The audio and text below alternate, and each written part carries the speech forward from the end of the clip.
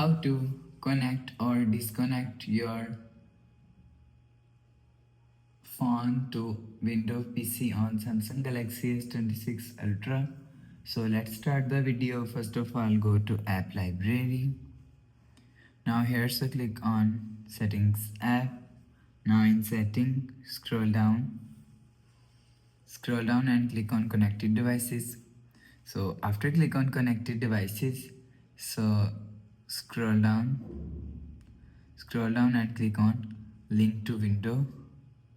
So first of all, turn on link to window. So after turn on this button, you will see your device is showing here. And if you want to connect, so you will see, click on your device, you will see your device is connect. So if you want to disconnect, so again click on device, you will see device is disconnect. So after the process, go back to home screen, refresh phone. So that's how you can connect or disconnect your Galaxy Windows PC on Samsung Galaxy S26 Ultra. So if you like the video, please subscribe. Thanks for watching.